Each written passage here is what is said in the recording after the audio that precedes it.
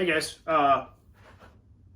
me back from the Night Ops Summit recently completed, and I wanted to do my AAR and final thoughts on the first annual Night Ops Summit that we just had up in Barnwell, South Carolina.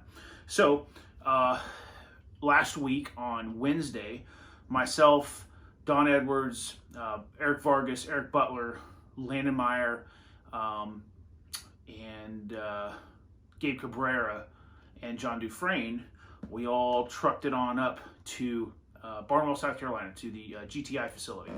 Really pretty cool facility. A lot of different ranges. If you've never been there and trained, it's real interesting. And we started setting up on Wednesday. We realized it didn't have any targetry, so we had to kind of adapt, improvise, overcome, and flex in a couple of different areas, a couple of runs to Home Depot. But either way, we got the issue solved. No harm, no foul, and we made it work. It wasn't perfect, but perfection is the enemy of good enough. And I would say it was well beyond good enough. It was fine. So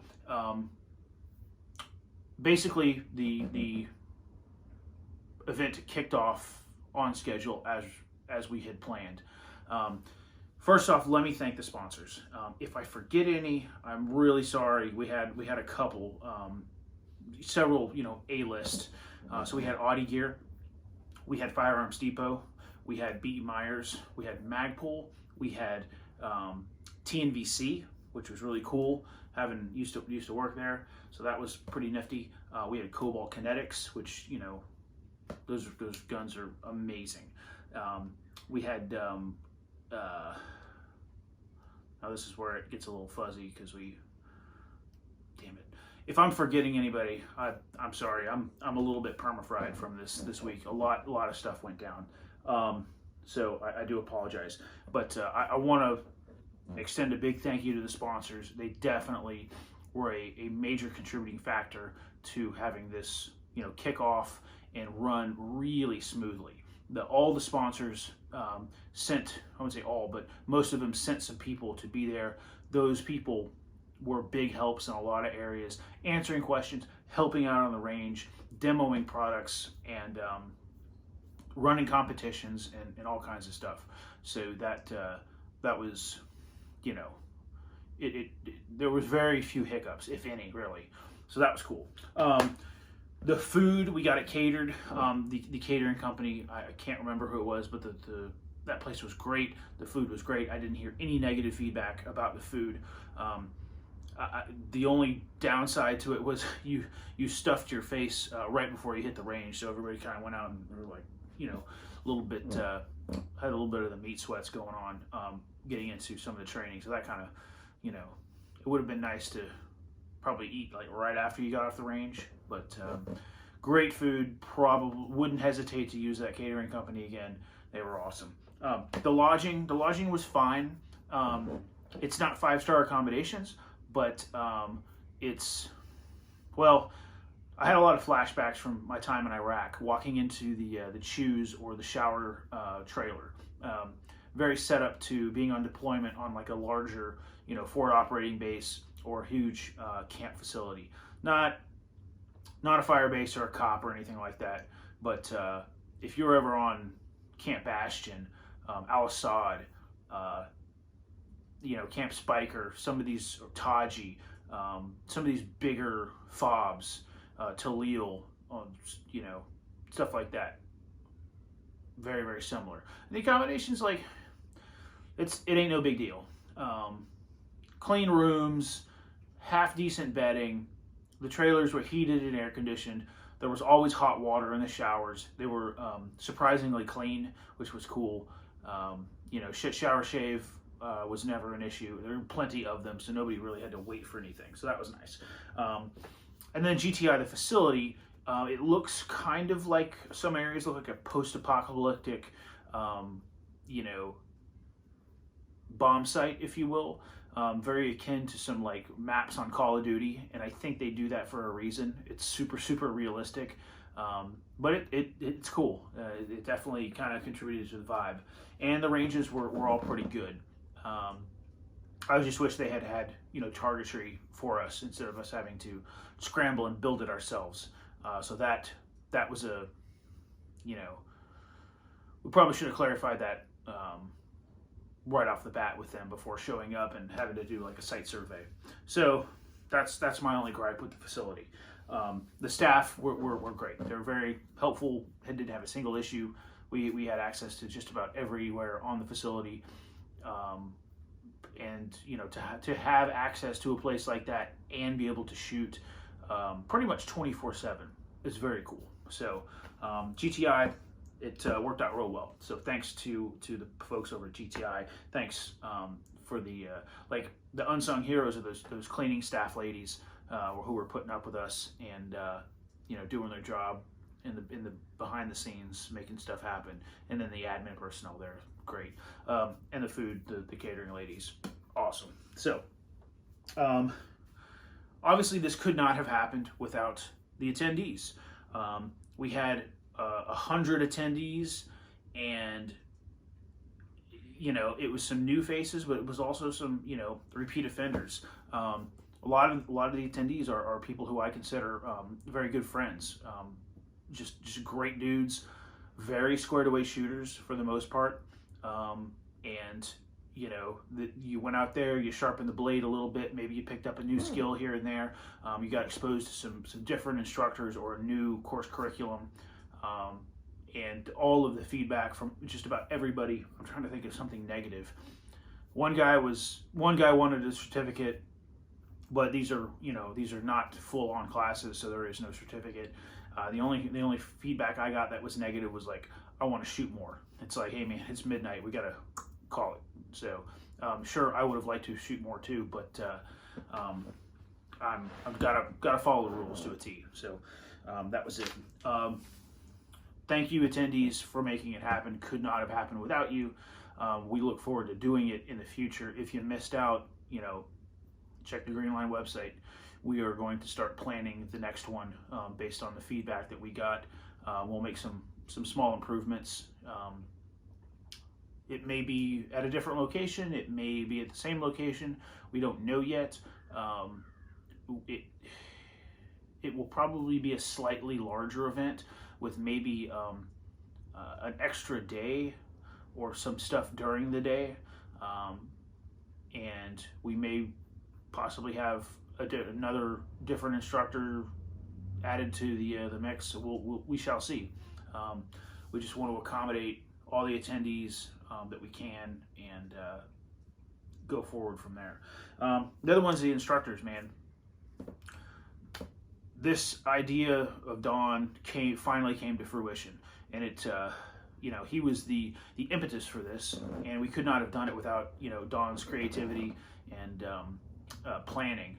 And he laid it out pretty good to his squad basically, and he assembled, to his credit, he has assembled a great team of guys with various backgrounds, not all special operations, but we're all very good at some of the things that Don brought us in to do, and we're force multipliers. And he doesn't micromanage us. We can hit the ground running, and we're we need very little oversight, micromanagement, if you will.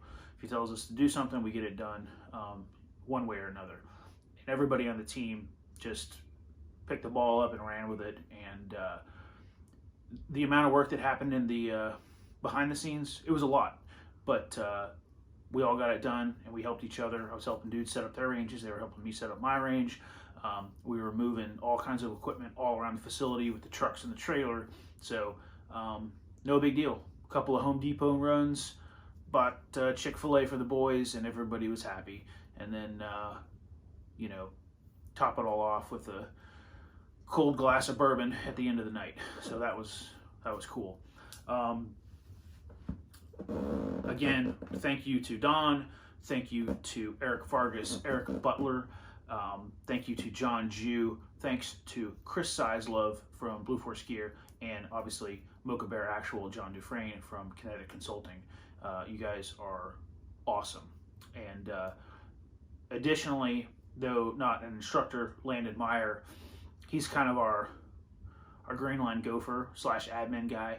He's, you know, he's that dude on the pit crew that keeps the race car driving. He can do all kinds of stuff. He's very much a jack of all trades kind of dude. So huge help there. He was able to kind of RSO and AI for some of the instructors that had some students that needed a little bit extra supervision, because Landon's, you know, he's a shooter too. So there's that. As far as feedback from the attendees, it was overwhelmingly positive. I don't, you know, the only thing I heard was more. That was it. We had, you know, daytime lecture stuff. I did some nerdy night vision tube spec stuff. Vargas did some terminal ballistic stuff, and he did some, external ballistic stuff, and then he did some, Duffy did kind of human behavior mindset kind of talk on the last day. They were vastly different talks, but they were super informative. I sat in on both of them, and they're good stuff. So I'd like to incorporate even more of that if possible. Additionally, if you came and took a class with me, we did some kind of like off-topic, down some rabbit hole hip pocket training that went down, and everybody was you know, thrilled about that. Even though we wandered a little bit off topic, I just want to answer people's questions. So I think that was a good thing, even though we deviated slightly to from the game plan. We got back on track. We finished up on time, no big deal. So there's that. I do want to talk about something that happened though. We did have a what I would call a major safety violation. We did have an attendee negligently, accidentally, whatever you want to call it, discharge his gun into the ground. Nobody was hurt, so that's good. But you know, we took it really seriously, and from the get-go, we put out at the morning briefing, we're going to treat you like adults until you demonstrate otherwise that you can't, and we will not treat you like an adult. Unfortunately, he demonstrated that we could not treat him like an adult, and we had to remove him from the equation, if you will. We ran a zero tolerance policy on major safety violations, and we followed through on that, I think, as efficiently, professionally, and as mature as we could be about the subject or the issue that happened. He was removed from training. There was no gunplay for him anymore at the event. We did not kick him out of the event, but we were very clear that he was not allowed to touch a firearm. He was more than welcome to participate as an observer only. So he was at some of the lectures, and you know, but his gunplay for the remaining portion of the event was over. And to his credit, he was very mature about it. He accepted it. He did not make any excuses. He owned it, and I think he will very much treat it as a learning experience. And I don't foresee that ever happening to him. He was extremely embarrassed, and did not shy away from, you know, admitting how embarrassed and how just complacent he became. So that was that. We handled it. We weren't angry. We didn't yell at him, but we did have to remove him from the training that night, and then future firearms training. So future plans based on what happened. Man, we knew it would be successful. We didn't know how successful it would be, and it was overwhelmingly successful. The only hiccup we had was having to build targetry. Everything else at the event flowed perfectly. The catering showed up on time. Lectures never went overtime. Classes never went overtime. Nobody was injured. You know, the facilities were all very much habitable. Nobody had rats or mold in their room. Nobody complained about anything. There was no alcohol-related incidents. Everybody got along. nothing crazy happened. It went off as well as it could have. The only major factor was the weather. It got extremely cold for South Carolina the first night. It was like 28 degrees. Ice was forming over everything. When you breathe, your nods would, if you hadn't treated them, they would instantly fog up, which contributed to some environmental issues at some of the classes. Which it's good to train in those environments to see what your gear can and can't do, and the strengths and limitations of that stuff. So I don't think that's necessarily a bad thing, but preparing yourself as far as the clothing you're going to wear, really important. Having good snivel gear, good boots, good socks, good insulating layers, if you will, are extremely important. So I know I was wearing a bunch of, I had my Loa boots on, I had some Wigwam wool socks, and I was wearing some, Patagonia long johns underneath my pants. And I was wearing a couple of layers. I had some Audi gear stuff, and then just a t-shirt, and I was fine. I didn't even hardly wear gloves that day. I don't know, I was probably too jazzed up, being excited for the event to really feel the cold. However, some of the students were really hurting. They were having to work hard, and when they were done, they ran back to their vehicles and cranked their heat up, and it probably took them a couple hours to reheat. The next few days, not so bad. It was over 20 degrees warmer the second night than it was the first night, which contributed to a very, very nice night. And then the third night wasn't too bad either. So having good snow gear, checking the weather, and keeping extra stuff in your vehicle if you need it, rain gear, whatever, is important. So pack light, freeze at night definitely was in effect. So hopefully you guys can make some changes to your ensemble wardrobes if you want to continue training in cold environments. But that's it. We want to do this again. We hope you do too. And if you have any feedback for me, slide into my DMs. Any takeaways that you got, any golden nuggets. The unfortunate part for me was I was teaching the entire time, so I didn't get to go to other people's ranges. Like, these instructors, they're my buddies, and I wanted nothing more than to jump into their classes and hang out and shoot and see what they're teaching. But that's just, I guess, the price I pay.